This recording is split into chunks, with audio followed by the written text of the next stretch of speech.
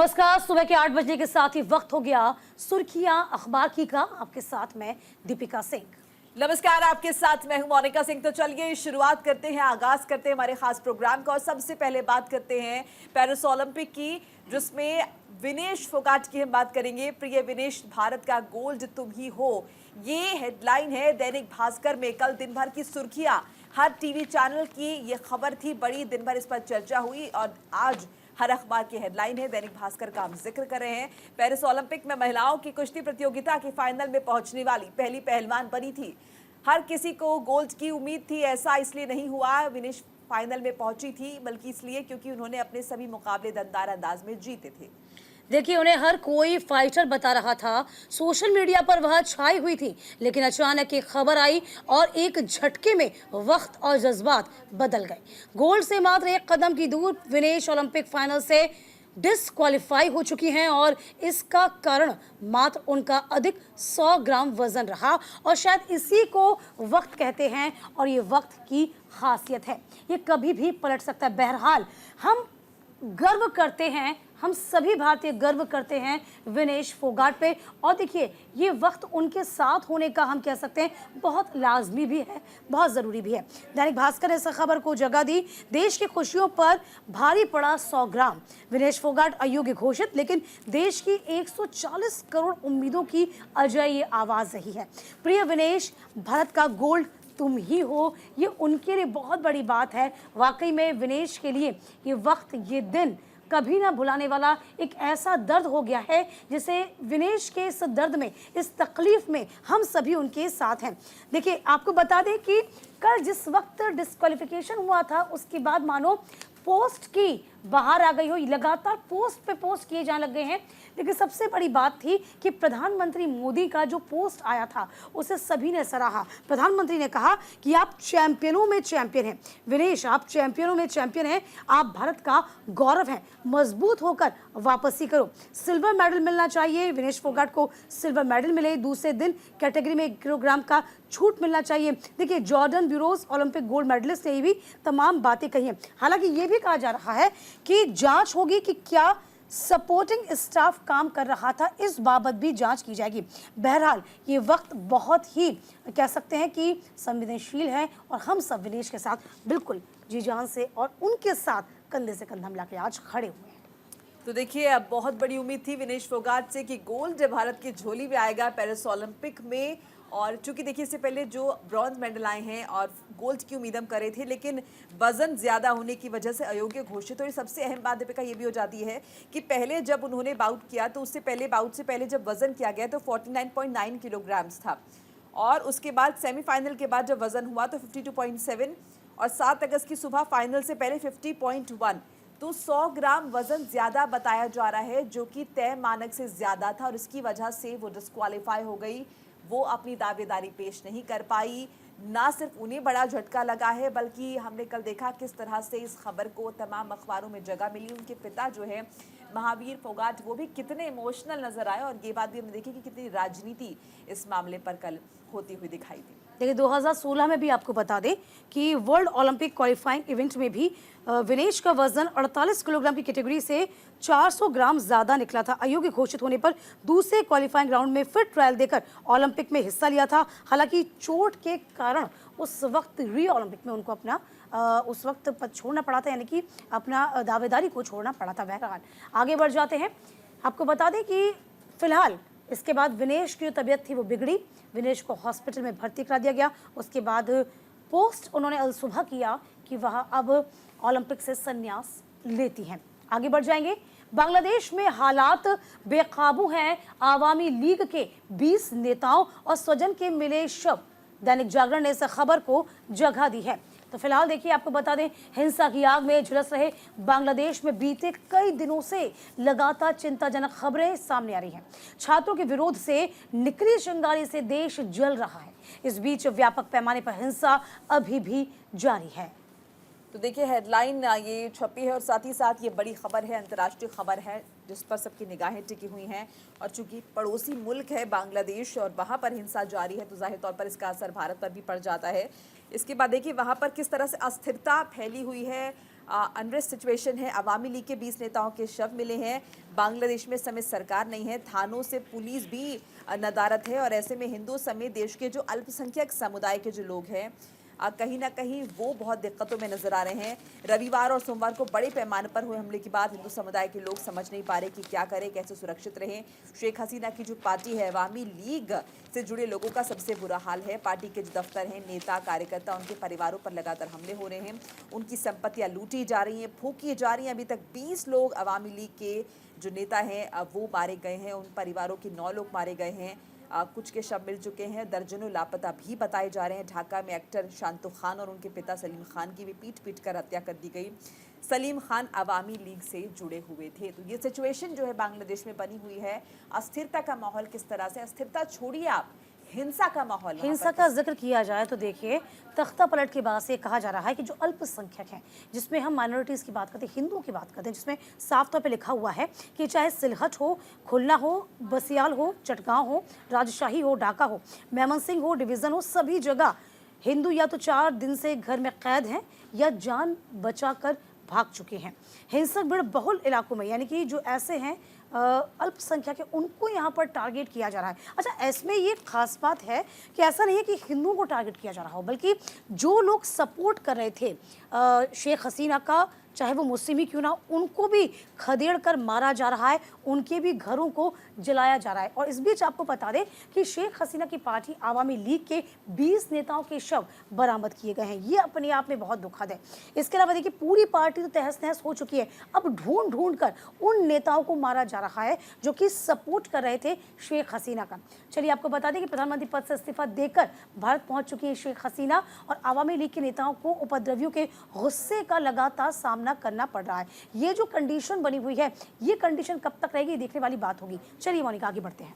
बिल्कुल, और अगली खबर का रुख करते हैं। विधेयक में वक्फ बोर्ड की शक्तियों को छीनने का प्रस्ताव है। द हिंदू में इस खबर को इंपॉर्टेंस दी गई है। फ्रंट पेज पे वक्फ अधिनियम 1995 में संशोधन करने वाला ये जो विधेयक है, वक्फ अधिनियम, आज इसे संसद में पेश किया जाना है, जिसमें केंद्र सरकार वक्फ बोर्ड से संपत्ति को अपनी संपत्ति घोषित करने के अधिकार छीनने का प्रस्ताव करती है। विधेयक में बोर्ड में महिलाओं और गैर मुस्लिम सदस्यों को शामिल करने का प्रस्ताव है और संपत्तियों को गलत तरीके से वक्फ घोषित करने से रोकने के लिए एक नई धारा जोड़ी गई है। प्रस्तावित कानून में जिला कलेक्टर को मध्यस्थ के रूप में पेश किया गया है, जो ये तय करेगा कि संपत्ति वक्फ की है या फिर नहीं। देखिए इस खबर को जगह दी गई है और आज 2 प्रमुख बिल पेश किए जाने हैं। देखिए अब सरकार का जो मोटिव है, सरकार की जो मंशा है, ज़रा आप इसे समझ लीजिए। सरकार की मंशा ये है कि जो मुस्लिम महिला हैं, जो कह सकते हैं कि जिन लोगों की कोई हेल्प नहीं करता है, उन लोगों को यहाँ पर सुविधा दी जानी चाहिए। कुछ ऐसे अधिकार हैं वक्फ के जिसको सीमित करना अब लाजमी हो चला है। इस बीच जो खबर छपी है उसको भी हम आप तक पहुंचा देते हैं। Bill removes power of Waqf board, non Muslim and the women on the board. With the bill of the amend the Waqf act 1995 set to be tabled in the parliament this week, the Center proposed to strip in the Waqf board of its power to declare a properties at its own, यानी कि पहले जो अधिकार था कहीं ना कहीं वक्फ board को था कि किसी भी संपत्ति पर वो अपनी दावेदारी को पेश कर सकते थे, लेकिन अब चूंकि संशोधन किया जाना है, अब इस पर सहमति बननी जरूरी है। आज पेश किया जाएगा। कोशिश यही रहेगी कि सरकार की इस बिल को पेश करा लिया जाए, लेकिन ऐसा नहीं होता तो फिर दूसरी समिति के पास भी इसको विचार के लिए भेजा जा सकता है। तो आज का दिन बहुत खास है संसद में। और देखिए इंपॉर्टेंट बात इसका जिक्र मैं करना चाहूंगी। देखिए वक्फ को लेकर शिकायतें जनता से ही आ रही हैं। 2013 में कांग्रेस काल में वक्फ को दी गई असीमित शक्ति की वजह से बोर्ड ने ऐसी संपत्तियों पर अपना कब्जा जमा लिया है जिसका कोई प्रमाण नहीं है। ये बात तब भी आई थी जब नकवी के मंत्रित्व काल में वक्फ संपत्तियों का डिजिटलाइजेशन हुआ था। हाँ। आंकड़ों के आधार पर दावा किया जा रहा है कि पिछले 15 सालों में वक्फ की संपत्तियां दुगनी हो गई हैं। 2009 में इसके पास लगभग 4 लाख एकड़ संपत्ति थी, जो अब 9.40 लाख एकड़ है। मथुरा की शाही ईदगाह, वाराणसी की ज्ञानवापी, धार की भोजशाला, ये सभी वक्फ के कब्जे में है। अप्रैल 2024 में तेलंगाना वक्फ बोर्ड ने हैदराबाद के 5 स्टार मैरिट होटल को भी वक्फ संपत्ति घोषित कर दिया था। इसी तरह सूरत नगर को भी वक्फ ने अपनी संपत्ति में दर्ज कर लिया है और इसी वजह से सरकार अब इस पर अपनी दावेदारी पेश कर रही है और वो चाहती है कि ये अधिकार जो है वक्फ के पास से ना होकर सरकार के पास चला जाए, जिस पर लगातार कंट्रोवर्सी बनी हुई है और विपक्ष सवाल उठा रहा है कि आप हमेशा एक खास वर्ग को ही टारगेट करते हैं। हालांकि वक्फ बोर्ड भी इस पूरे मसले को लेकर बिल्कुल कह सकते हैं अग्रेसिव मोड में नजर आ रहा है। कहा जा रहा है कि जो संपत्ति, चूंकि आप समझिए वक्फ बोर्ड जो है किसी भी संपत्ति को, किसी भी जमीन को अपना बोल सकता है, उसको उसका अधिकार था और ये संपत्ति उसको अपने पास मिल जाती थी। तो आज ये 2 बिल पेश होने हैं जिसमें सरकार ये साफ कह रही है कि हमारा मकसद महिलाओं को भी पॉइंट आउट करना है कि महिलाओं का जो अधिकार है, उनका जो हनन किया जाता है, उसको भी हमको सपोर्ट करना है, महिलाओं को उनका अधिकार वापस दिलाना है। और जो वक्फ का अधिकार 1995 में जो बना गया था बिल, उस पर संशोधन करना अब इस वक्त में लाजमी हो चला है। चलिए आगे बढ़ जाएंगे। नए आयकर प्रणाली में अब ज्यादा राशि बचेगी, इंडेक्सेशन के बहाल होने की उम्मीद है। अमर उजाला ने इस खबर को जगह दी है। तो नई कर व्यवस्था में आयकर स्लैब को चालू वित्तीय वर्ष 2024-25 AY 2025-26 के लिए बदल दिया गया है। आयकर स्लैब में बदलाव ने 2 स्लैब में ऊपरी सीमा को 1 लाख रुपए बढ़ा दिया है। 3 लाख 6 लाख रुपए का स्लैब 3 लाख अब 7 लाख हो गया है। 6 लाख से लेकर 9 लाख का स्लैब 7 लाख से 10 लाख का हो गया है। नई कर व्यवस्था में बदलाव पुरानी कर व्यवस्था में तुलना में इसे अधिक आकर्षक बनाने के लिए किया गया है। फरवरी 2023 में व्यक्तिगत करदाताओं के लिए इसे अधिक आकर्षक बनाने के लिए नई व्यवस्था में बदलावों की घोषणा की गई थी। इसमें से कुछ बदलाव में मानक कटौती की शुरुआत भी की गई थी। ये देखिए हेडलाइन भी है, नया आयकर प्रणाली में अब ज्यादा राशि बचेगी, इंडेक्सेशन भी बहाल होगा। ये हेडलाइन है। वित्त मंत्री ने मध्य वर्ग को राहत देने के लिए उठाए कदम गिनाए हैं। देखिए, इससे कहा जा रहा है कि ज्यादा पैसे बचेंगे। सरकार ने बजट के जरिए मध्य वर्ग को राहत दी है। साथ ही अब 23 जुलाई 2023 से पहले खरीदी गई अचल संपत्ति को बेचने पर संपत्ति मालिक को दीर्घकालिक पूंजीगत लाभ LTCG कर में इंडेक्सेशन का फायदा मिलता रहेगा। संपत्ति मालिक पहले की तरह इंडेक्सेशन के साथ 20% LTCG कर या बिना इंडेक्सेशन के 12.5% कर चुकाने का विकल्प चुन सकेंगे। लोकसभा ने 45 संशोधनों के साथ बुधवार को वित्त विधेयक 2 यानी 2024-25 के बजट को मंजूरी दे दी है। तो देखिए, जीवन बीमा और स्वास्थ्य बीमा पर GST कम करने की मांग पर सरकार ने साफ किया है कि सदन में ये फैसला नहीं हो पाएगा। GST काउंसिल को ही ये फैसला लेना होगा, जहां राज्यों का 2/3 प्रतिनिधित्व है। कुल मिलाकर कहा जा रहा है कि मिडिल क्लास को राहत देने के लिए हमने ये कदम उठाए हैं, जिसका फायदा जो मिडिल क्लास के लोग हैं, जो मध्यम वर्ग के लोग हैं, उन्हें मिलेगा। देखिए, आगामी दिनों में इस संशोधन का कितना बेनिफिट हो पाता है, ये देखने वाली बात होगी। चलिए मोनिका, आगे बढ़ते हैं। चलिए बात करेंगे वायनाड की। वायनाड भूस्खलन को राष्ट्रीय आपदा घोषित किया जाए, ये कहा है राहुल गांधी ने। नेता विपक्ष ने द हिंदू में इस खबर का जिक्र है पेज नंबर 3 पर। देखिए, लोकसभा में विपक्ष के नेता राहुल गांधी ने बुधवार को केंद्र सरकार से केरल के वायनाड में हाल ही में हुए भूस्खलन को राष्ट्रीय आपदा घोषित करने का आग्रह किया। व्यापक पुनर्वास पैकेज की मांग की। गांधी ने शून्यकाल के दौरान बोलते हुए प्रभावित लोगों के लिए अधिक मुआवजे की भी मांग की। उन्होंने कहा कि भूस्खलन के कारण महत्वपूर्ण सड़कें कट गई, जिससे संकट और बढ़ गया। उन्होंने सरकार से आपदा रोधी बुनियादी ढांचे को निर्माण करने का आग्रह किया है। देखिए, इस खबर को हिंदू ने जगह दी है। मोनिका भी इस खबर को आप तक पहुंचा रही हैं। देखिए, हेडलाइन दिखा रहा है, declare Wayanad landslides national disaster saves Rahul Gandhi. Rahul Gandhi जो कि नेता विपक्ष हैं, उन्होंने डिमांड किया है कि इसे नेशनल डिजास्टर घोषित किया जाए, राष्ट्रीय आपदा घोषित किया जाए और एक बड़े कॉम्प्रिहेंसिव पैकेज की उन्होंने मांग की है, ताकि लोगों का जो पुनर्वास है वो ठीक तरह से कराया जा सके। राहुल गांधी जो है 0 आवर के दौरान बोल रहे थे, जब उन्होंने हायर कॉम्पनसेशन की मांग की उन लोगों के लिए जो कि प्रभावित हुए हैं। साथ ही साथ उन्होंने यहाँ पर जिस तरह से भूस्खलन हुआ है, जिस तरह से सड़कें जो है खराब हो गई हैं, कहीं ना कहीं क्राइसिस नजर आ रहा है, उन्होंने सरकार से कहा कि यहाँ पर बाकायदा एक डिजास्टर रेजिस्टेंट इंफ्रास्ट्रक्चर बनाया जाना चाहिए, लोगों का पुनर्वास होना चाहिए। उन्होंने कहा कि मैंने बहुत सारी जगह का यहाँ पर दौरा किया है, बहुत बहुत सारी जगह देखी हैं, साथ ही साथ बहुत सारे केस देखे हैं जहाँ पर पूरा का परिवार जो है वो प्रभावित हुआ है। बच्चे बूढ़े सब जो है इससे प्रभावित हुए हैं। 200 से ज़्यादा लोगों की मौत हो गई और बहुत सारे लोग जो हैं अभी भी अगर हम देखें तो गायब हैं और संख्या में इसके इजाफा हो सकता है। तो ऐसे में राहुल गांधी लगातार ये मांग कर रहे हैं कि नेशनल डिजास्टर अगर घोषित करेंगे तो निश्चित तौर पर वायनाड को इसका फायदा मिलेगा। बिल्कुल, देखना यही होगा कि क्या इसको यूँ कह सकते हैं कि इस बाबत सरकार संज्ञान लेगी या फिर नहीं लेगी। क्या उन तमाम मापदंडों में खरा उतर पाएगा इस सरकार, ये देखने वाली बात होगी, जो कि सभी के अपने अपने अलग अलग तरीके से मापदंड होते हैं। चलिए मोनिका, आगे बढ़ते हैं खबरों। ईडी ने केजरीवाल की जमानत रद्द करने की दी है याचिका। हाईकोर्ट ने याचिका पर उठाए हैं सवाल। हिंदुस्तान टाइम्स में इस खबर का जिक्र है। दिल्ली हाईकोर्ट ने बुधवार को ईडी यानी प्रवर्तन निदेशालय से पूछा कि क्या वो दिल्ली आबकारी नीति के संबंध में दर्ज दंड शोधन मामले में मुख्यमंत्री अरविंद केजरीवाल को फिर से गिरफ्तार करने का इरादा रखती है। आम आदमी पार्टी प्रमुख को अंतरिम जमानत देने के सुप्रीम कोर्ट के 12 जुलाई के आदेश पर संज्ञान लेते हुए न्यायमूर्ति नीना बंसल कृष्णा की पीठ ने ईडी से पूछा कि अगर अदालत 20 जून को सीएम को ट्रायल कोर्ट द्वारा दी गई जमानत रद्द कर दे तब भी क्या होगा। तो देखिए, आपको हेडलाइन भी दिखा रहे हैं, will you rearrest CM, high court ने पूछा है on ED petition to cancel bail. तो फिलहाल देखिए तमाम तरह के सवाल खड़े करें। His got bail versus PMLA, I am the confuse, what do you want to do if I cancel the bail, are you going to arrest him again. तो कई तरह के जो सवाल हैं वह खुद सुप्रीम कोर्ट ने पूछे हैं। साफ तौर पर ईडी से हाई कोर्ट ने भी पूछा और सुप्रीम कोर्ट ने भी। The Delhi high court on the Wednesday, देखिए दिल्ली हाई कोर्ट में ये सुनवाई चल रही थी, कल का दिन बहुत खास था। They asked the ED if the attendant in the arrest the chief minister of the Arvind Kejriwal against in the money laundering case resigned in the connection with the Delhi excise policy.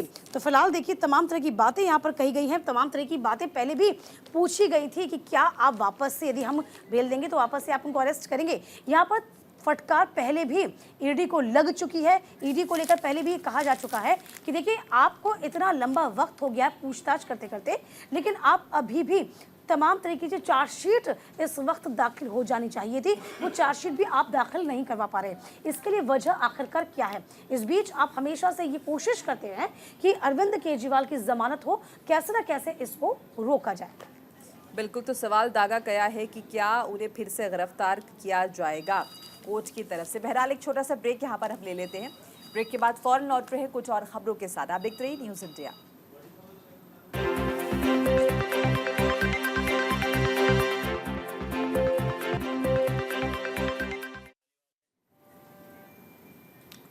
Welcome back. बढ़ेंगे खबरों में आगे। मालीवाल से मारपीट के बाद विभव के साथ काफी देर रहे केजरीवाल, अमर उजाला ने इस खबर को जगह दी है। राज्यसभा सांसद स्वाति मालीवाल के मुख्यमंत्री आवास पर पिटाई के बाद सीएम अरविंद केजरीवाल अपने सहयोगी विभव कुमार के साथ काफी वक्त तक वही रहे थे। पुलिस ने मामले में दायर आरोप पत्र में तर्क रखा है कि वह सीएम केजरीवाल के सहयोगी विभव कुमार के द्वारा राज्यसभा सांसद स्वाति मालीवाल पर किए गए क्रूर हमले के पीछे की बड़ी साजिश की जांच कर रही है। आरोप पत्र में पुलिस ने ये भी कहा कि कथित अपराध के बाद कुमार और केजरीवाल काफी वक्त तक मुख्यमंत्री के आधिकारिक आवास पर एक साथ मौजूद थे। तो फिलहाल आपको बता दें, मारपीट के बाद विभव के साथ काफी देर तक केजरीवाल मौजूद थे और इसी बात का जिक्र किया गया है। अदालत में आरोप पत्र में पुलिस ने इस बाबत खुलासा किया कि साजिश की जांच की जा रही है। तो फिलहाल क्या कुछ हुआ था, चूंकि इस पूरे मामले को लेकर कई तरह के आरोप स्वाति मालीवाल ने उस वक्त लगाए थे कि विभव ने उनके साथ किस तरीके से अभद्रता की है। और ये भी कहा गया था, तब भी स्वाति मालीवाल ये कह रही थी कि अरविंद केजरीवाल उस वक्त मौजूद थे जब विभव कुमार ने उनके साथ अभद्रता की थी। हालांकि सीएम केजरीवाल का पहले से यही कहना था कि तब मैं वहां मौजूद नहीं था। इस बात पर लगातार अड़ी हुई थी और यही बड़ी वजह थी कि अब इस बात को कोर्ट में यहाँ पर पुलिस के द्वारा उठाया गया है। इनफैक्ट कोर्ट ने भी जब अगर हम देखें तो ये पूरे मैटर को जब इसे कंसिडर किया तो अदालत ने भी साफ तौर पर गुंडे की संज्ञा जो है अब वो दी है और सवाल उठाए हैं कि एक गुंडे का आखिर मुख्यमंत्री आवास में क्या काम था और महिला के साथ इस तरह की अभद्रता आपने की, क्या आपको शर्म नहीं आई? तो ये तमाम जो टिप्पणी है वो भी अदालत की तरफ से की गई थी पिछली सुनवाई के दौरान। चलिए आगे बढ़ जाएंगे। उद्धव ने एमवीए का सीएम चेहरा बनने की इच्छा जाहिर कर दी है। द हिंदू ने इस खबर को जगह दी है।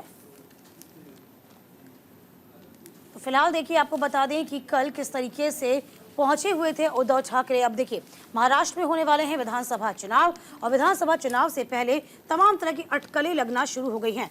सीट शेयरिंग के फॉर्मूले पर विचार विमर्श किया जाना है। इसके अलावा ये भी कहा जा रहा है कि उद्धव ठाकरे की मंशा है कि इनको मुख्यमंत्री के फेस के तौर पर प्रेजेंट किया जाए महाराष्ट्र में, और इसी के बाबत कहीं ना कहीं वह INDIA गठबंधन से और राहुल गांधी से मिलने के लिए वहां पहुंचे थे। देखिए, इस खबर को यहाँ पर जगह दी गई है। द हिंदू ने इस खबर को जगह दी है। उद्धव इंडिकेट्स बिल्कुल, कांग्रेस नेतृत्व से मुलाकात की और संकेत दिया कि इस साल के अंत में होने वाले महाराष्ट्र विधानसभा चुनाव के लिए महाविकास अघाड़ी का मुख्यमंत्री पद का चेहरा बनने के लिए तैयार है। बैठक से पहले बात करते हुए उन्होंने कहा कि अगर मेरे सहयोगियों MVA को लगता है कि मैंने बेहतरीन काम किया है तो उनसे पूछें कि क्या वो मुझे मुख्यमंत्री के रूप में मतलब आगे प्रेजेंट करेंगे। उन्होंने कहा कि मैंने जिम्मेदारी ली है और अपनी क्षमता के अनुसार मैं अच्छा प्रदर्शन करूंगा और इससे पहले भी मैंने अच्छा प्रदर्शन किया है। बहरहाल आगे बढ़ते हैं। 3 सितंबर को 12 राज्यसभा सीटों पर उपचुनाव होने हैं। NDA 11 सीटें जीत सकता है। हिंदुस्तान टाइम्स ने इस खबर को इम्पोर्टेंस दी है। हेडलाइन भी आपको दिखा रहे हैं। देखिए, आगामी 3 सितंबर को होने वाले उपचुनावों में भाजपा के नेतृत्व वाले NDA को 12 राज्यसभा सीटों में से 11 पर जीत मिलने की उम्मीद है, जो इन सीटों के खाली होने से पहले की तुलना में 3 अधिक है। मुख्य रूप से इन सांसदों के गर्मियों के आम चुनावों के लोकसभा के लिए चुने जाने के कारण उपचुनावों के इस दौर में खत्म होने के बाद भाजपा के पास 97 सीटें होंगी, कांग्रेस के पास होंगी 27 सांसद होंगे, JDU के पास उच्च सदन में 5 सांसद हो सकते हैं, NDA के पास 116 सांसद होंगे जो बहुमत से 9 कम है। 12 सीटों में असम, महाराष्ट्र, बिहार में 2-2, हरियाणा, मध्य प्रदेश, राजस्थान, त्रिपुरा, तेलंगाना, ओडिशा में 1-1 सीट में शामिल होंगे। भाजपा को 10 सीटें मिलने की उम्मीद, जबकि JDU को 1 सीट मिल सकती है। कांग्रेस तेलंगाना से अपनी एकमात्र सीट जीतेगी। देखिए, हेडलाइन भी एक बार आपको दिखा दें आगे बढ़ने से पहले। Bypolls to 12 RA seats to be held on September 3, NDA could clinch 11। तो ये बड़ा दावा जो है वो किया जा रहा है और राज्यसभा की प्रोसीडिंग भी दिखा रहे हैं मॉनसून सेशन में किस तरह से रही है। तो बीजेपी समर्थित NDA जो है अब वो कहीं ना कहीं 12 में से 11 सीटें जीतने का दावा जो है करती हुई दिखाई दे रही है। चलिए आगे बढ़ जाएंगे। स्वतंत्रता दिवस पर आतिशी करेंगी ध्वजारोहण। दैनिक जागरण ने इस खबर को जगह दी है। आम आदमी पार्टी ने बुधवार को कहा कि जेल में बंद है CM अरविंद केजरीवाल ने उपराज्यपाल VK सक्सेना को खत लिखा है कि कैबिनेट मंत्री आतिशी दिल्ली सरकार के स्वतंत्रता दिवस समारोह में उनकी ओर से राष्ट्रीय ध्वज को फहराएंगी। हालांकि LG कार्यालय ने ऐसा कोई पत्र मिलने से साफ इनकार किया। बीजेपी ने केजरीवाल की आलोचना की, कहा कि राष्ट्रीय ध्वज प्रोटोकॉल के अनुसार केवल मुख्यमंत्री ही तिरंगा फहराने के लिए अधिकृत होते हैं। सुझाव दिया कि अगर केजरीवाल चाहते हैं कि आतिशी झंडा फहराएं तो वह इस्तीफा दे और उन्हें मुख्यमंत्री बनाए। चलिए आगे बढ़ लेते हैं, बात कर लेते हैं मौसम की। जमकर बरसे हैं मेघ और जाम से जूझती रही इस दौरान दिल्ली NCR। अमर उजाला ने खबर को तरजीह दी है फ्रंट पेज पे। गर्मी से जूझ रही राजधानी में शाम 4 बजे के तकरीबन, कल शाम की हम बात कर रहे हैं, झमाझम बारिश हुई है। बादलों के बरसने से मौसम सुहाना हुआ है। हालांकि देखिए, जब बारिश होती है दिल्ली की तो आप समझ सकते हैं कि जाम का झमेला भी साथ आता है। कुछ देर तक बारिश जिस तरह से पड़ी है उसके बाद राजधानी में कई जगह जल भराव हुआ, जिसका असर गाड़ियों की रफ्तार पर साफ तौर पर देखने को मिला। बिल्कुल, देखिए, राहत के बाद आफत भी साफ तौर पर नजर आती है, जो कि जाम के रूप में अक्सर हम देखते हैं दिल्ली NCR में। बहरहाल इसी के साथ इस बुलेटिन में अभी के लिए बस इतना ही। वक्त छोटे से ब्रेक का, ब्रेक के उस पर भी खबरों का सिलसिला लगातार जारी।